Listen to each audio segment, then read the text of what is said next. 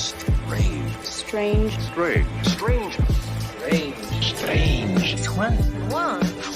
And it's time for Strange Juans with host Tom Cap from Strange Brew Podcast. And this is Juan from the Juan on Juan Podcast. Let's get strange.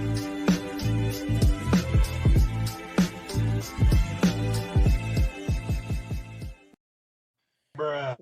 Welcome back, all you strange fuckers out there.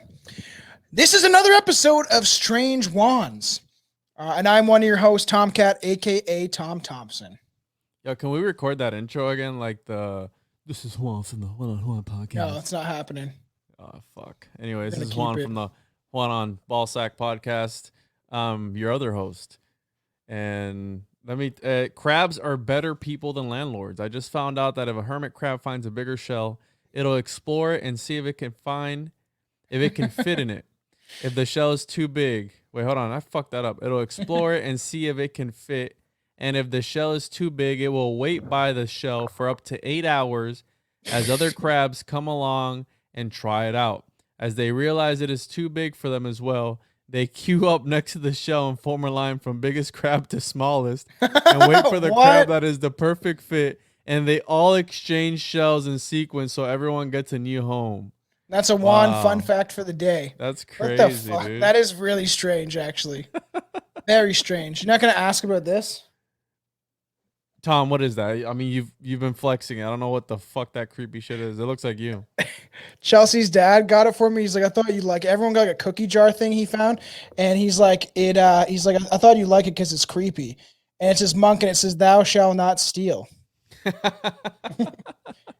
He's looking right at you. Yeah, that's creepy as fuck, but that's even weirder that he got that for you. I know. He's like, I thought you'd like it. People got like, there's one I think with a cat on it and shit. And he's like, I thought you liked this one. It's creepy. So Chelsea set it up in my studio today. All right. So I have a J&T. You know what J&T is? Oh, you actually got a drink for this one. That's nice. And for the listeners, it is almost January, but it's not January yet. When this comes out, it'll be January, and I'll be on my sober month. But I got a day. We're literally recording. Sober month. I'm doing a sober January to prove. I said for my liver, because he's dealt with me for 15 years of drinking, probably longer, and you know, I got to prove to myself that I can do it and that I'm not an alcoholic. What? I thought it was a Canadian thing though to be alcoholic. No. It kind of is. It's a little bit of a stereotype, but it definitely is a Canadian thing. But I just gotta do it. You know, Billy did a sober. I think Billy did sober January last year, and I'm just gonna do it just to prove to myself. And yeah, so four of you fans are like, oh, I thought he was supposed to be sober this month. This is the day before New Year's, before I get totally wrecked tomorrow. So. Right on, dude. I wish you the best. And how was your Christmas? What'd you end up doing? We just went to all the different families, shit, you know what I mean? We just went around and we had a packed full day. My mom couldn't come down because my brother had COVID and my dad had COVID. They're divorced, but it doesn't matter. But his wife got COVID. All my stepbrothers got COVID. Everyone got COVID except for me. And are they doing good or what? They're fine. Yeah. They're all fucking, my dad's triple vax. He's like, I think I'm done after this one. Now I can have antibodies that will build up. And I'm like, you could have had antibodies the whole fucking time, dude, if you just got COVID and didn't get vaccinated. But yeah, it's just I was hungover the day I was supposed to go to their dinner a week before Christmas. And I was like, I just don't feel up to it. So I didn't go. And if I did go, I would have COVID too. That's why I like being an antisocial person, because Yes. you don't have to be around people, right? Here No, in but it was Florida, good. bro, they're dropping not dropping, but I think so. Apparently, they bundled up the COVID test, flu test, and SARS test or some shit. So when people are positive for quote unquote any of those three, it's gonna come up, and obviously people go, "Oh, it's COVID." I'm just waiting for the Megatron variant. Once that comes out, I think we'll be all right.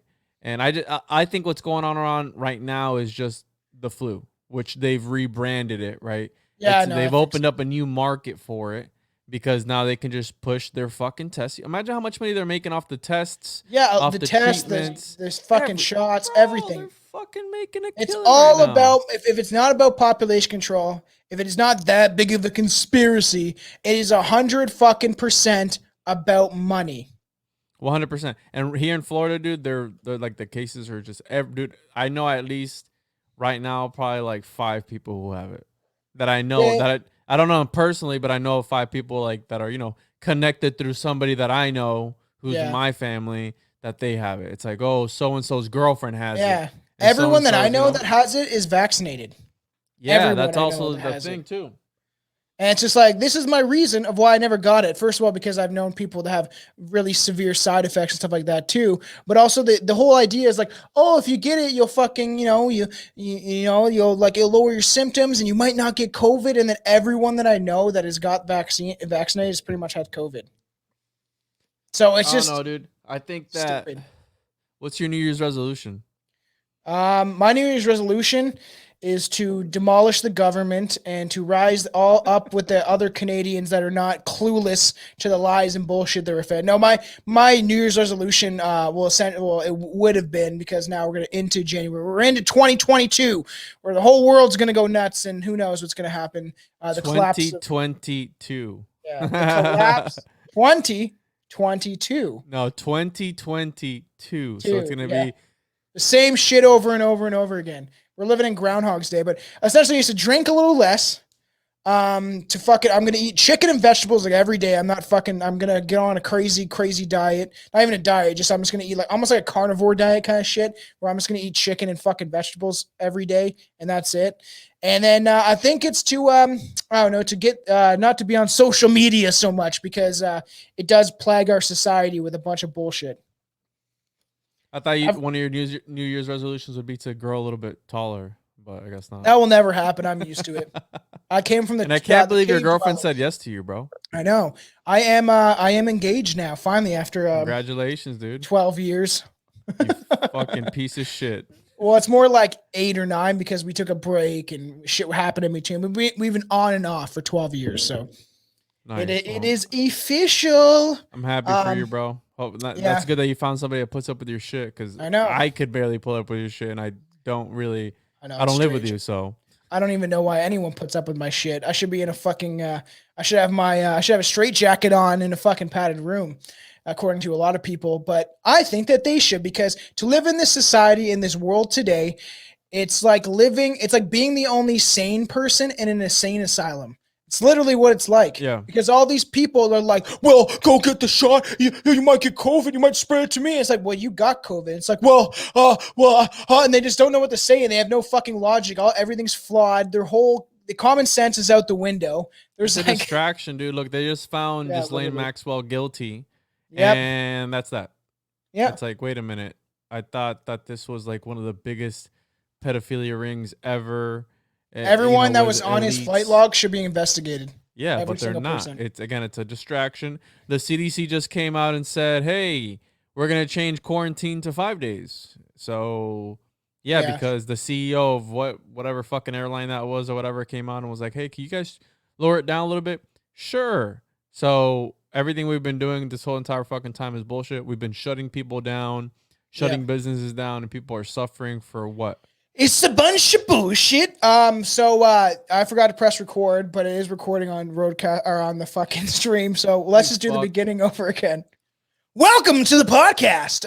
I'm one of your hosts, Tomcat, aka Tom Thompson, and this is Strange Juans. You fuck.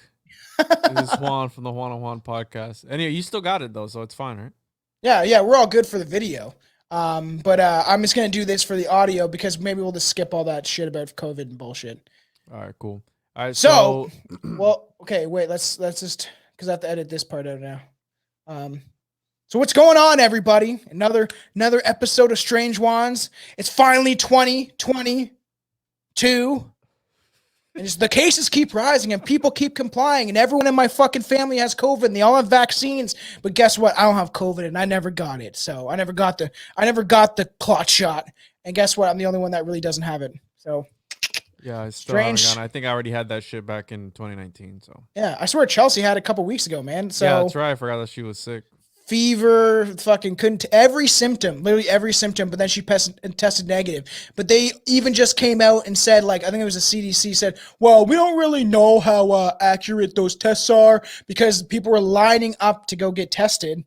even if they didn't have symptoms, they're so scared, especially before the holidays, that everyone needs to go get. It's absolutely nonsense. And for those people, if you're so scared, it's fucking crazy. If you're so scared, stay inside. Literally, just stay inside in a bubble and let us live our fucking lives so we can get over this goddamn flu. It's fucking stupid. The more you fucking get tested, the more you comply to this bullshit, the more it's just going to keep rising, and they come up with any excuse they can to lock us up and lock us down again. It's fucking. What if you already stay inside already?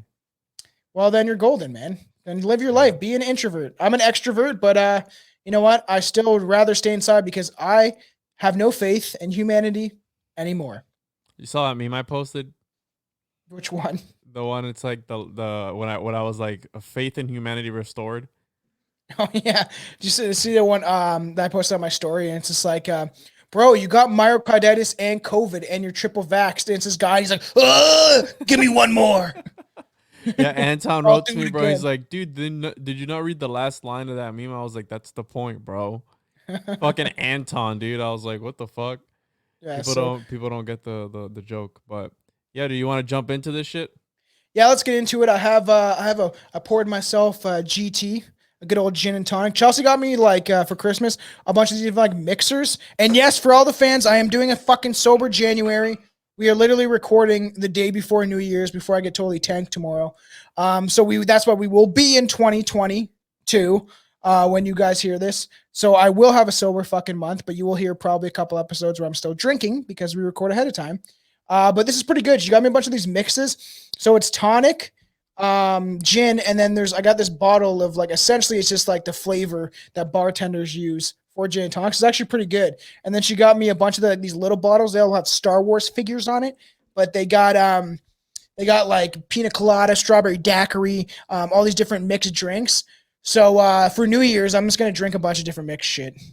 I've never been a hard liquor kind of guy, bro. I love hard every now liquor, and again dude. I'll drink a beer or two, and that's pretty much it. I think you would like certain. I think you would like certain. Fucking Canadians are all alcoholics. I do think you would like gin and tonic. You would probably like a pina colada. It sounds gay, but that shit's fucking tried this. Good. I tried the gin and tonic because I have some, and it tastes like shit, bro. You got to make it right. Whatever. One shot of gin, and then a couple squirts of lemon, and then the tonic on top. It's fucking delicious, man. Oh, I think I got the tonic water with quinine, so probably that's why it tastes like shit, right? Yeah, probably. You got to get some Patron because Patron really matters. And it's not a gin. I don't know what the fuck I'm talking about. It's just these people that buy this expensive liquor when it primarily tastes the same. Like, I like Scotch. I could call myself a Scotch connoisseur, but I still drink shitty Scotch. Red Label everyone makes fun of me because I drink Red Label sometimes. It's a horrible Scotch, but to me, it's pretty close. I've known people who've gotten fucked up on Red Label, like blacked out, drunk, don't wake up like 2 days later type shit, bro. It's supposed to be like sipping. Every Scotch is supposed to be like a sipping thing. All right, this is a crazy my cousin said that he was gonna bring something smoke infused, some bullshit. I don't know. That sounds good. I've never tried it, but yeah, let's jump into this shit. What are you doing tomorrow then? Because this is coming the day before New Year's. Just hanging out with the family. Just gonna do some fireworks and that's it. That's a good idea. I'm just gonna have some drinks, watch the countdown, chill out. I might eat some edibles. We'll see what happens. Yeah, it sounds like a good time. All right, let's get into this crazy case, and I'll discuss why I know about this case. Yeah. So, did you notice that this happened on Friday the 13th? Did it actually? Yeah, dude. Friday the 13th. So this is called the Andes flight disaster, or sometimes referred to miracle of the Andes. And so, we're gonna call it the plane crash Cannibals. That's our new band. Yeah, that's the whole reason. I forgot where it popped up for me. It was like some article on my phone. It popped up, and I think I sent it to you. I was like, dude, let's do an episode on this. And that's why when you sent it to me, I was like, bro, they made me watch this in school fucking twice. Twice I had to watch this. What and then subject was that? Chelsea screamed. She was like, when did you go to school? It's like, yeah, you're right. I did graduate after many, many tries. I'm just joking. But yeah, I did actually graduate. But I think it was English. And I think that like I watched it. I got kicked out of school, or I left schools many times. So I think I watched it in English class in the first school I went to. And then I went to another high school. And I think they played the same movie in English class. And I was like, what's the point for, I don't understand how this relates to English though. I think we just had to write like a fucking essay about it. I can't really remember. I was really high, so I probably didn't even write the essay or did the subject matter that we were supposed to do on about the movie and the incident. I just went and got stoned. And I was like, cool movie day. So It's actually like the movie's slow, but it is pretty good. If you want to watch the movie, it's called Alive. I watched it 2 days ago. 1993, right? Or 99? Fucking Ethan Hawke's in it. Super young. I don't know who that is. But You know anyway, who Ethan Hawke is? so because Strange. the thing is, Hollywood takes these movies and they put their own little twist on it. The people who survived this crash, they've even said like, "Hey, certain things in the movie didn't happen. We didn't Yeah. fall through the fucking, through the glacier or whatever. Nobody played guitar, et cetera, et cetera." So this is Nobody played guitar. I don't know how they survived for 72 days, man. it's fucking crazy, bro. So the Let's get into it. Uruguayan Air Force Flight 571, also known as Miracle Flight 571, was a chartered flight It's a miracle they originating survived. in Montevideo, Uruguay, bound for Santiago, Chile, that crashed high in the Andes Mountains on October the 13th, 1972. Did you see how far they had to go? It wasn't even that far. Like, it wasn't that far. No, dude. We'll talk about it. It wasn't that far, but okay. So let me pull this up here. So the Andes plane crash. So this says, look at this. What the fuck? So it's on Thursday, October 12, 1972. The Uruguayan Air Force 571 plane took off from Uruguay's capital, Montevideo. On board were 5 crew members and 40 passengers. So this says October 12th. The other one says October 13th, which was Friday the 13th. But I'm pretty sure the interviews I watched, the guy said the 13th. So fuck these people. They're fake news. Maybe they took off on the 12th and I don't know. Possibly. You know what I mean? The passengers were a large group of friends who were going to Chile for a game of social football. Rugby. There were a few, rugby. Fucking there rugby. Were a few, there I heard were them a say few that empty social seats. football, and I was like, what the fuck? Yeah. There were a few empty seats left. So one of the guys, Nando Parado, invited his sister and mother to join him. Not long after takeoff, the plane ran into bad weather and was forced to land in Argentina. Here we go. The next day, on Friday the 13th, the journey continued from Mendoza to Santiago. Yeah, because they did stop. They stopped. Yeah, they stopped for a day, yeah. After they left Mendoza, the pilot, who made the same flight 29 times before, headed south to cross the Andes. But this time, he made a fatal miscalculation. Thinking he had crossed the highest point, he turned north and began to descend. However, the plane was still in Argentina on the wrong side of the Andes, and the clouds hid what was beneath them. Meanwhile, the team had no idea what was going on, so they're all fucking messing around on the airplane in the movie. See right? the They're last picture? Last picture, they're all like hanging out and shit. Guys are standing up. One dude's hugging the other dude. Yeah, and so again, I have a fear of heights. I've been on an airplane probably a handful of times, where I don't really travel all that much. I've been on twice. So hopefully after this you don't have anxiety of flying, but this is fucked up. But how does that guy fuck up though? Do you think he was drinking or something? Do you think he was Canadian? It is literally the pilot's fault, both of them. 29 times they've done this, and it's the pilot's fault. They miscalculated where they were because the weather condition, and then they flew too low because they thought they were past the mountains, and essentially they fucked up. And they're like, oh, we've done this 29 times. It's that thing where you get comfortable. You know, you're comfortable doing something so many times. You're like, I'm not going to fuck it up. And then you fuck it up. Yeah. The guys were laughing and joking when the plane crashed. Nando Parado explained, I just remember the force of the impact. Then something hit his head and he was in a coma for a few days. Yeah. The initial crash killed 12 people, including the pilot. 33 survived. It was a very strange impression to see your friends dead. I mean, they were lying there on the snow. They had the same clothes you had, but there was an invisible line of life and death between you and him. Remember, so crazy. Roberto Canessa. He then continued, it is a place you have to go to understand it. You get the shortness of breath, and then you will understand how we didn't have enough strength to bury our friends. We didn't even have the earth to bury them. That's fucking wild, It's bro. crazy. And I do urge people, it is a little slow, but the movie is good and does show a good representation of what happened. But it's crazy when they're all flying out the back of the plane. It's intense. Yeah. They did a good job at the... I won't lie. I fucking sent you that clip and I was laughing because it was kind of I know. It's like, whoa! They're all like getting shot out of the fucking end of the plane, which I don't know what would be worse, dying on the impact of when it hits the ground or flying out of the back and then being like you're like shot Yeah, out of a fucking because jet. think about it, if you fly out the back, right? Because all the seats just because it was only the front Front end, the yeah. wings got fucking torn off, the Yes. back end got torn off, and then it was just the fuselage, the front part of the airplane just Yeah. crashing like a fucking torpedo.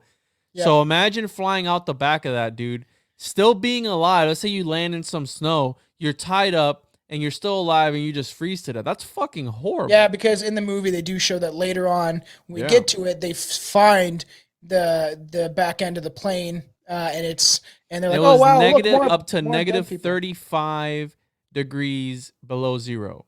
So 35 degrees below zero sometimes. And Celsius? no, Celsius? degrees. I don't know what the fuck that is Celsius. Figure Probably it out. Celsius. I think so. Minus 30, I would think it would be Celsius, Well, that's what the which guy is said. extremely fucking cold. Extremely Yeah, cold. we'll look it up. The survivors were left with no warm clothes, and their only food was a bottle of white rum and 2 bars of chocolate. Chocolate. Surrounded by nothing but rocks and snow, the Andes would be their home for the next 72 days. This was so 72 far up days. the mountain that not even any animals were there, so they couldn't fucking hunt any animals. Nothing was there. And even when I watched this doc about it, the guy's like staying there and he's like, you cannot breathe that well. And he's like, it is eerie because it is dead quiet. Dead quiet. Imagine being in a place that's so beautiful but so like horrible. They talk about that too. He's like, Yeah. we're like on the brink of death, but then around you is like the most beautiful scenery. That's fucked up. So yeah, he says it on this. The first night was horrible. People dying, people crying, people screaming. But in the end, this night goes away and it appears. Saturday was a great day. No clouds in the sky. Beautiful. The Andes are in a kind of way beautiful and another horrible, said Carlos Paez, whom they called Carlitos. That day, 2 planes flew above them and neither one saw them. I mean, And imagine that. Oh man, such a down. And they're all excited. They're like, yeah, they saw us. And they're all excited. They literally thought it saw them because 2 planes flew overhead. And they're like, I don't know how the pilots maybe just weren't paying attention, but like how they just didn't see them. It's right there. They're in the middle of like a fucking huge gaping open fucking, land. I mean, you right? would think though. I watched this video, dude, where the guy goes on Google Earth and he goes to where like he tracks the flight, and you can't. I mean, it's crazy, bro. And how you mentioned, yeah, they didn't have to go that far, but still, it's with no gear, dude, no warm clothing, no boots, no nothing. That's a fucking hell of a hike. Okay, so Yeah, it's fucking crazy. meanwhile, Nando Parado, who had hit his head, was slowly coming back from the coma. He recalled that moment. I realized that there were faces close to me, and they were my friends. They were saying, Nando, we crashed. Nando, can you hear me? We crashed. But what his friends didn't know was that they saved his life on accident. Yes, this is fucked. This is crazy. So after the crash, believing Nando had died, they placed his body with the other dead outside the plane. There, Nando's head was in the snow where the freezing temperature stopped his brain from swelling and kept him alive. They That was the literally dude that saved hit his him. fucking Yeah. head, his face on the wall, right, when they crashed? Yeah, and That's crazy. he survived, and they kept him alive without even with thinking he was dead. It's such a crazy coincidence. And I don't believe in coincidences. I think everything happens for a reason. So there was a reason he was supposed to survive, and it was probably to get him the fuck out of here. But because how crazy that is. That's Well, if they would one have of just the- kept him in the plane, he would have died. If he one kept of him the around one of heat. the things that really did save them, dude. So most people would not survive the trials and tribulations faced by the passengers of the Uruguayan Air Force Flight 571. They were incredibly resourceful and showed amazing cooperation under the most trying circumstances possible. Well, they all They worked also together. got one stroke of luck. Roberto Canessa just so happened to be a medical student. So this dude knew a little bit about anatomy and all this shit, so he was able to, work his magic, and they were able to just get. It's like that show Lost, and they have the doctor, and he just goes around fixing people's shit. So Fucking lost. they put him outside because they thought he was dead. His brain had been swollen, but they actually kept him alive. When he woke up, his first thoughts were for his mother and sister. I asked about my family, and they were very blunt to me, very tenderly blunt. And I watched this interview when he was talking. Yeah, his mother died, right? On So impact. they told him his mother was dead. When he asked about his sister, they said she was very badly injured and lying. Yeah, on the she floor. was. Yeah, she was injured. And he they stayed with her tried to- until she died. Yeah. So imagine this, dude. You brought your mom along. You brought your sister along to have a good time, whatever. You feel so Everybody's guilty. laughing. Yeah. Could you imagine, dude? Because Can you're you like, imagine? I brought them for this, trip, and if he didn't bring them, then they would have Still be alive. still be alive, which is That's fucked, such a bro. blame that you put on yourself. Probably, I can So guarantee it. that same day, they were looking around and they found a camera and a radio. On the 10th day, while listening to the radio, they heard the search from them had been called off. Yeah, Canessa this is where all this is they where just all really hell feel breaks loose. like Canessa, fuck. can you imagine, bro? You would feel after seeing those two planes. They're like, they're coming back. Even in the movie, they show this. They're like, yeah, like, awesome. And they start like drinking the fucking vodka and shit. And because some things say wine, and then some things say it was a bottle of vodka. Yeah. And they're kind of like, they're like, yes, like this, we'll get, like, we'll survive. They're gonna come rescue us. And then they find that radio and they hear that they called off the search. And that would be the biggest downer you've ever felt in your entire fucking life. I mean, in the movie, they acted out pretty well. Could you imagine how their heart dropped when they fucking heard it? Imagine being the guy just holding the radio, they're listening to it. It's like, yeah, fuck those people. They're all dead. Let's just keep going. Yeah, it's worse than finding out, that you got crabs from your girlfriend. I can't recall. I can't relate to that, Tom. That's So a downer. Canessa recalled how he felt. It was a very strange sensation, feeling that the world is alive and they consider you dead. Dead, yeah.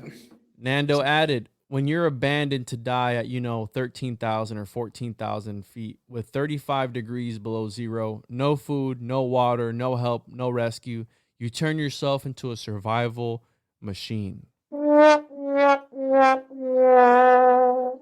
friends were alone with no help coming in on the brink of starvation, but then the choice was made that saved their lives. So technically, what they did wasn't cannibalism, okay? They referred to it as, and I'm going to probably butcher this shit, anthropophagy.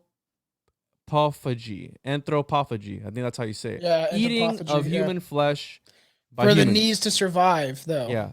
The term is derived from the Spanish name Cannibales or Cannibales for the Carib, a West Indies tribe well known for its practice of cannibalism, a widespread custom.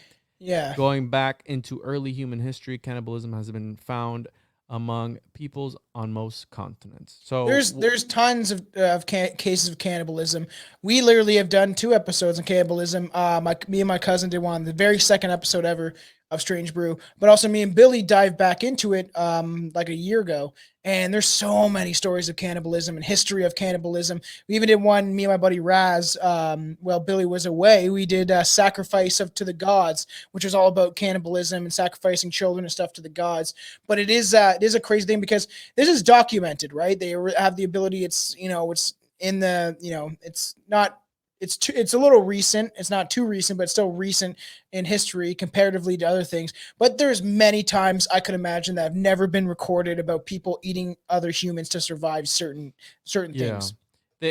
So before all this, obviously they were very resourceful. They had smart thinking. They skinned the seats of the plane for blankets, made sunglasses out of the windscreen of the cockpit, fashioned smart. shoes out of the bottom of plane seats, and erected hammocks for the injured. At night, they urinated in their rugby balls because, according to Canessa, if you went outside, your pee would freeze. So what was it? Would it freeze in your dick? Oh, I would think so. And then you have the chance that it breaks off. I don't know. That's why I didn't get that part. So eventually, the guy who lost his Canessa, I think it was the guy who lost his mother and sister. He was the one that came up with the idea of. Wasn't that Roberto? Or is the guy with the head injury? Roberto. Yeah, it was Roberto. Whatever. I'm getting them mixed up. Anyways, he was the one that came up with the idea. He said, "Let's fucking eat the pilot because we don't know him," and it was his fault, anyways. So let's eat that motherfucker. You know what I mean? I know you joked about it. So the difference is that cannibals kills human for meat, while the rugby team only ate their friends who were already dead. And I guess that makes sense. So we had I guess that makes sense. They brought up that idea. We had to eat these dead bodies, and that was it. The flesh had protein and fat, which we needed, like cow meat. I was also used to medical procedures, so it was easier for me to make the first cut. Didn't they cut the ass? In the movie they did. They literally, the dudes were literally eating ass, yeah. The decision to accept it intellectually is only one step, though. The next step is to actually do it. And that was very tough. Your mouth doesn't want to open because you feel so miserable and sad about what you have to do. Would you do it, Tom? Would you eat some ass? To survive, yeah, I'd pull an Albert Fish. Who's that guy? You don't get it? No, I don't know who that is. Throw back to the Albert Fish episode. Go check that out. Albert Fish was a serial killer, technically. The werewolf of God, why can't I think of this?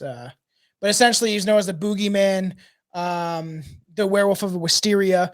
But he ate a little girl and he cooked her ass and then sent the letter to her mother What and the said, fuck? "Oh, do you remember me? I came and I called upon your son, but then when I saw your daughter and she was playing on my lap, I decided to eat her." And then he, months later, if not, it might have been years later, he wrote a letter to the mom, Rosebud. Was the little girl's name, and I'm pretty sure, yeah, Rose. And he's wrote a letter to her mom and was like, "Yeah, I ate your daughter. I cooked her like a roast, and I ate her ass, and it was delicious." He said, and wrote this to What the the chick's fuck? mother. Yeah, she was What a sick 8 fuck. years old. He was a sick fuck, that's for sure. And when he died in the electric chair, he's a sadomasochist, so he put a bunch of pins in his bum. He liked shoving pins in his ass cheeks. And then when they put him on the Nice. frying chair, the frying chair like fucked up and probably made it worse for him, but he loved pain, so it was a win-win. Wow, what a piece of shit. So, Nando, when they finally came, these are some other quotes that I want to bring up. What are we going to do? We have to eat. The only proteins are the dead bodies of the people that were in this plane. You know, I would have thought everybody's about this day too. You know, everybody is thinking the same thing. He said, and then he says that your mouth doesn't want to open because you don't want to swallow the piece of a dead person. And then I thought of my mother, and she told me of my mother what she had told me. If one of my sons dies, I couldn't make it in life. I would die. That's myself. what kept him going. So I said, for not giving up, I have to eat this piece. I just swallowed it and nothing happened. And this is my favorite part. Yeah. The first bite for me is like your first sexual relation. You have I lots heard of that on the expectations. Lots of things are going to happen. And then after it happens, it's over. Life goes on. The taste is like raw meat from a cow or whatever. Damn. Throw back And Albert they Fish had too, to ate eat it meat. raw because they didn't have anything to light a fire with. No, And that's why my thing was in the movie when they're like, they have lighters. They're lighting cigarettes. The whole movie, they're smoking cigarettes. Hollywood, bro. I know. They have an abundance of cigarettes in that movie. Every fucking scene in the movie, they were smoking. So, like the tobacco industry is like, I know this may not be true, but could we say they crashed with like 5 cartons of cigarettes? And it's like, I'm sure they did have a couple Were because they camels or some shit? yeah. And it's like you see them and then the camels in the background and on a Yeah. poster on the plane. I want you even to post this picture, dude, of where they're sitting because they had found a camera. Yeah. They're sitting in that human rib cage is right next to them. Yeah, I want it. We'll post that. We'll maybe use that for the art because there's a couple of actually crazy photos from this. But even like just a weird throwback to Albert Fish. He made his son eat raw chicken, and his son was like, "I'm not eating this shit." And he's like, "You gotta eat it." He like ate raw meat all the time. The fuck? And chicken, like poultry, is like the worst thing you could eat raw. Yeah, I know. It's fucking strange, Fucking dude. get salmonella. So after all this, you go, holy fuck, this is crazy. This can't get any worse. No. But it does. Bum, bum, bum. Wait, but it But it does. On the 18th day, an avalanche hit and buried 27 of the guys.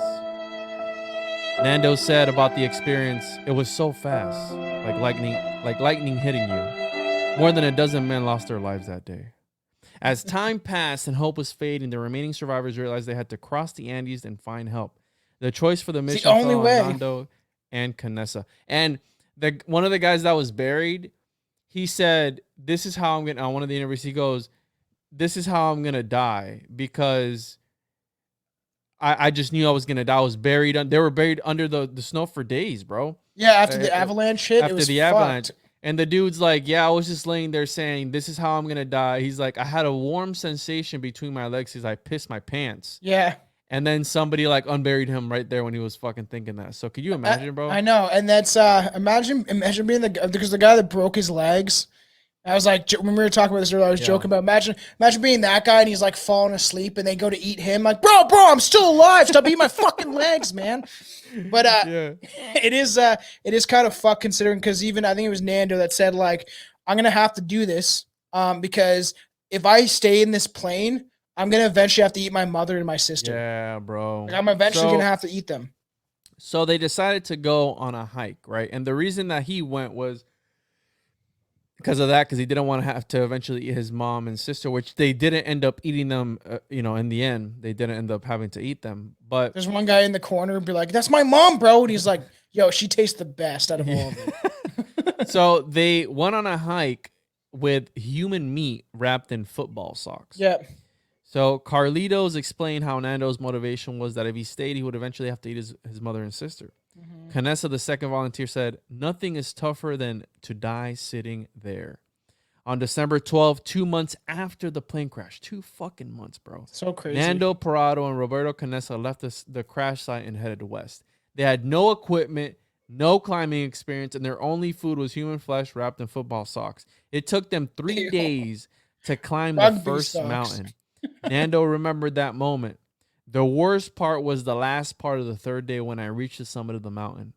I thought I was going to look into a green valley with roads, and then I realized I was in the middle of the Andes. I couldn't see anything but peaks and peaks and peaks surrounded by mountains 360 degrees around me. I know, and imagine, then and then the movie, he's like, "Come up here, bro." He's like, go get you, because 3 of them in the movie went. He's like, go get him. And then he goes up, and he's like, "There's nothing but mountains, man. What the fuck did you bring me up here for?" And he's like, "If we go way over there, like way over there, there's probably green fucking the valley," because they had a map and they could kind of see that they like essentially there is a valley of greenery and it's not fucking snow-covered mountains. They could there's spring water and all that type of shit. That just has to crush your hopes, dude. I can't imagine how helpless these people must have felt given what I would the have done? circumstances, bro.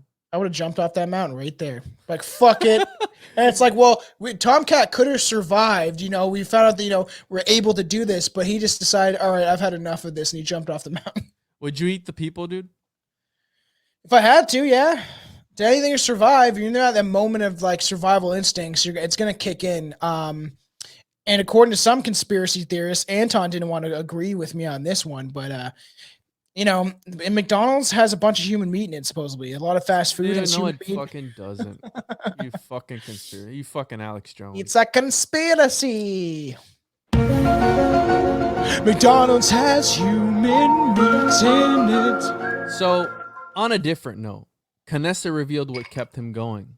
My compromise was to give a step, and that is something I learned in life. I don't look at the mountain. I look to my next step because there are lots of things that are uncertain in life and you don't know. But if you don't take the steps, you will never know how far you go. And so the perseverance... You know what his motivation was, though? He's like, trying to get some pussy, bro. Well, that's what I was going to say. I was like, now that I've eaten real ass, when I go back home, I'll be so good at eating my girlfriend's ass. So he still goes biting it. It's like, that's not how it's done. The perseverance paid off because at one point there was no more snow and a river appeared. On the other side of the river, they spotted a Chilean farmer. The farmer, that's so Sergio. Crazy. They don't show that in the movie. They just show them like they're running and they see like they drink from the spring water. They're all excited because they see essentially there's like area that is pretty much no snow. There's vegetation. Essentially, there's animals. Yeah. It doesn't show them going to the farm. Bro. I know, but why wouldn't that be such an important part? To be like, they find some farmer and he's like fucking the pig in the back. He's like, sir, please help us. So like, Sergio, my sex session. He took a rock, put paper around it, and together with a pencil threw it across the water. And then I was gonna say that they chucked it at the guy's head. You imagine they chucked it and they fucking start eating him, like they fucking swam over, they fucking start eating him. That'd be crazy. Yeah. But they explained that they were from the crash, and then they had to stay there for another day. Homeboy left. Oh, fuck. And then when they came back was when they rescued them, and then eventually they sent help up there. And yeah, well, he's like, he leaves on a donkey, and they're like, man, we might have to fuck his daughter when he's gone. Jesus Christ.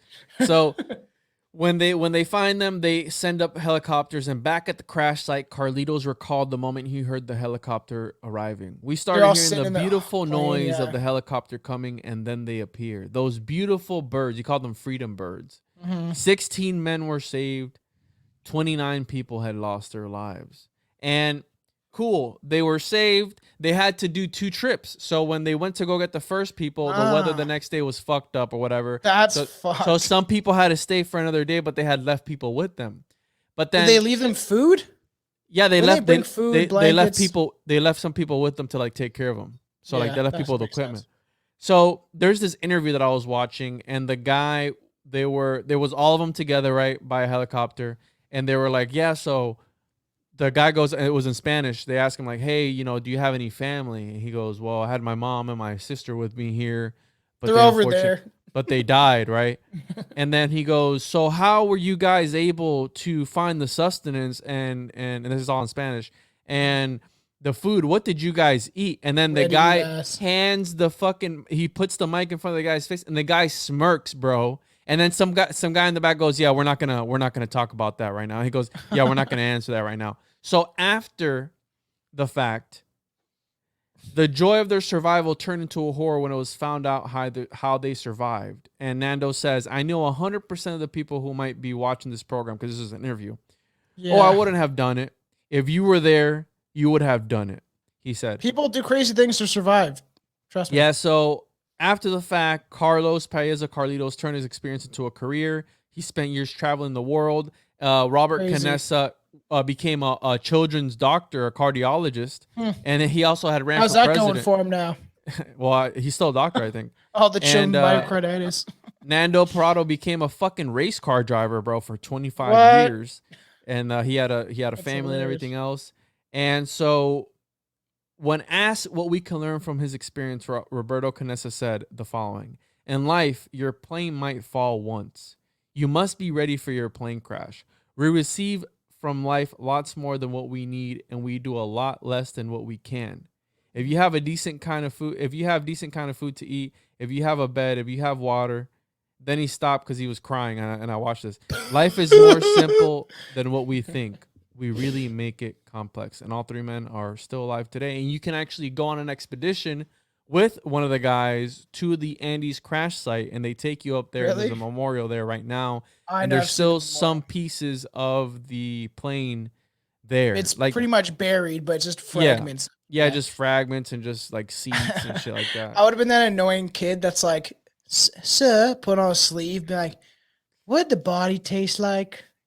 He's like, I heard it tastes like pork. Did it taste like chicken? And he'd be like, I can't talk about this anymore. I don't want to talk about it. I'm like, but sir, what was it like to eat human? They talked about it, dude. Like as far as because I They're mean, pretty open about it. Yeah, I've seen the the whole interviews. thing about this story is they had to eat people to survive, right? That's what really gets everybody. Yep. But one of the guys said, I forgot who said it. He said that it was in his book. One of the guys wrote a book about it.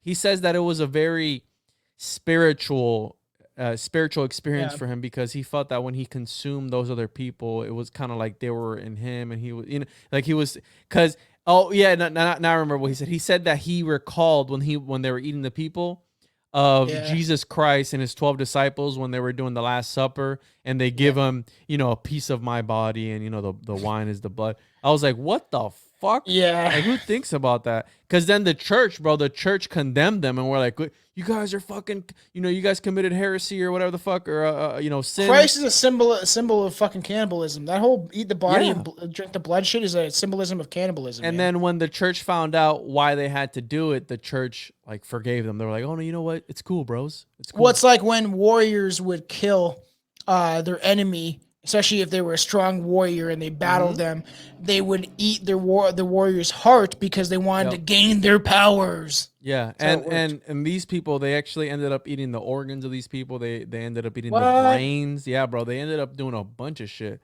and eating a bunch of parts of these people. And I think it's a very horrible. I'm surprised they didn't get any diseases because Anton's like, they probably get like mad cow or whatever. Yeah, that was was another thing that I thought about too.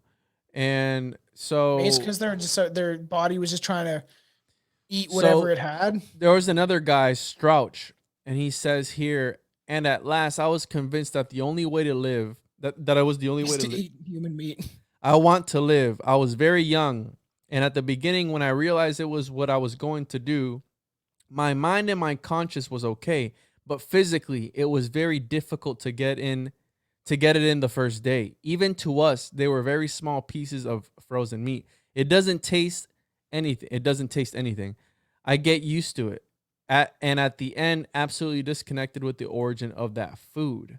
So yeah, and there's one dude that was like 18. He was like the youngest the youngest rugby player on their team. What the Yeah. fuck is that Nicolas Cage thing in your background? I can see his eyes and his nose. I know the cutout, but is that a pillow? Oh yeah, yeah. I got a What new the pillow, bro. fuck? I was like, all I saw was the eyes looking, and I was like, what the fuck is that It's thing? my new pillow. My girl got it for me for Christmas, dude. Now you can sleep on Nick Cage's face. So check this out, bro. So what we can end it with this Garcia. This is Yeah. an interview that they were doing. Garcia Navarro, which is the interviewer. And so 2 members of the team, dressed in only street clothes, miraculously were able to make it over the mountain and find help. And after almost 2.5 months, the 16 survivors were rescued. But the hard part was not over for Eduardo Strauch, which is the guy who he also wrote a book. Yeah. He says reintegrating himself back into society was hard.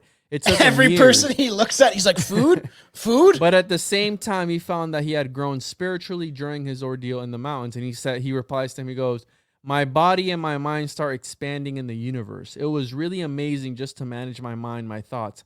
I realized the power of our minds. Our minds are amazing, and we can change the direction of our life if we propose to do it." Holy fuck, dude. Honestly, True. my fucking hats off to these people. I don't know if I would have been able to do it. I'm afraid of heights. I fucking hate the cold. I would have probably just I would have jumped off. I wouldn't have no problem eating the people. My problem would be the cold weather. It's like, who wants the dick today, huh? I want the balls. Yeah, I'm fucking crazy. But there's certain parts of the body that are better than the others. It is kind of crazy. But It's like, animals, dude. What a crazy case and story. And I'll never forget watching this in English class while I was high as fucking like 14 or 15. Like, wow, this is interesting. So yeah, that was the Andes plane Disaster. crash. Disaster. The fucking plane crash Cannibals. That's me, Juan, and Anton's new band. Juan plays the guitar. Guitar. No, you play the keytar. No, the guitar, motherfucker. I play guitar. Keytar. Anton plays the triangle. More cowbell, Anton. More cowbell. You fucking see him in the background. And I play the tuba. It's a really weird offset kind Billy's of. on vocals, bro. My name is Billy. Fun fact of the day. Yeah, I finally got that recorded because he's like, we're finally doing this. I make him do it every time. So I finally cut the audio from the Spring Heel Jack episode. He's like, let me do it once, really good. And he's like screaming his fucking head off, and I'm like, all right, I'll finally let you off. It's fun seeing him do it. So that's the whole. I know. Point. I'm just gonna keep it on there in case, and just be like, oh, I forgot, I didn't have it on today, and I'll just make him do it. But yeah, shout out, man. Be prepared for some lives coming up. We definitely have one that we're gonna do in February. We'll see if it's sooner, but we're definitely doing one the week before Valentine's Day, because Valentine's Day is on a Monday, so we'll probably do a live on maybe the Friday, most likely. And I think that's a good one. I like doing ones around occasions because there's things you can talk about. And I'm going to try to, we got some funny clips for the Christmas episode. We're going to try to do that more often and have maybe some more interactive things that the fans can join in on, stuff like that. Yeah, I think that was our best live. That was super fun. That was, hilarious. And we just kept going. Yeah, I had a fun time with that shit. Yeah, we'll try to keep that going. Billy will try to come on when he can.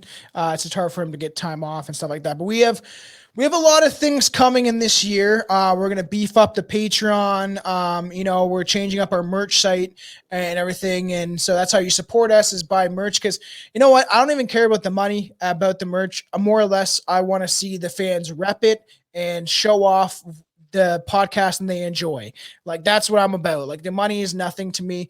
Obviously one day it would be nice to make even a living off this. Who knows if that'll ever happen? I'm optimistic because other podcasts have done it that I think are worse than us.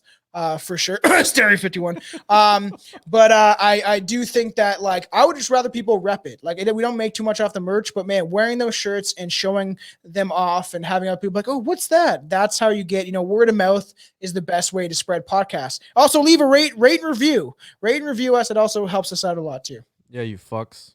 Yes. So yeah, until next time, we'll come up with our next topic for this. I'll think of something. I don't know, maybe do some true crime or paranormal or something. I know, that's what I was literally gonna say. I got some, bro. After this, I'll tell you what I got. I got some shit. We have some. Me and Juan want to dive back into history. We have lots of options to go into. Like we've mentioned Joan of Arc, which will happen, but that's probably going to be a big Yeah, 2-hour episode. that's That'll deep. probably be a big one. That's deep. Yeah. All right. Stay strange, all you strange fuckers. Hail Fauci. Great.